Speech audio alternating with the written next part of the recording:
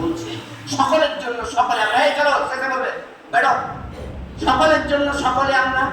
এর জন্য আল্লাহ পাক কোরআন নাজিল করে দিয়ে মুসলমানদের বলছেন লাউ মুদাল্লিনা, শুধু তুমি সমস্যা থেকে বাঁচতে তাই নয়, সমস্ত দলিত, শিখ, আদিবাসী, হিন্দু, বৌদ্ধ, জৈন সমস্ত 850 কোটি মানুষ সবাই শান্তি পাবে যদি এই কোরআন মেনে চলো। এলো কোরআন।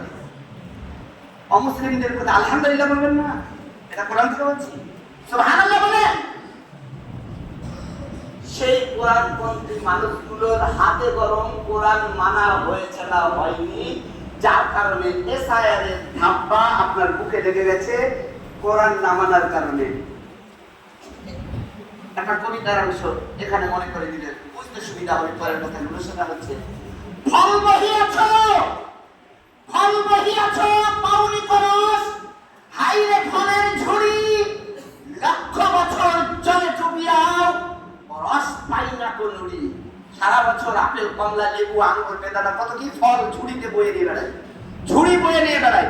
ঝুড়িকে যদি আপনার ছেলে জিজ্ঞেস করা হয় ভ্যানতে বসেছে, ভেঙে যাচ্ছে, সেই মুহূর্তে বাপ এত সুন্দর সুন্দর টুকটুকে লাল আপেল কমলা গুলো যদি বয়ে বয়ে ভেঙে গেলে, বয়সের ভারে ভেঙে গেলে, বলো না বাপ আপেলের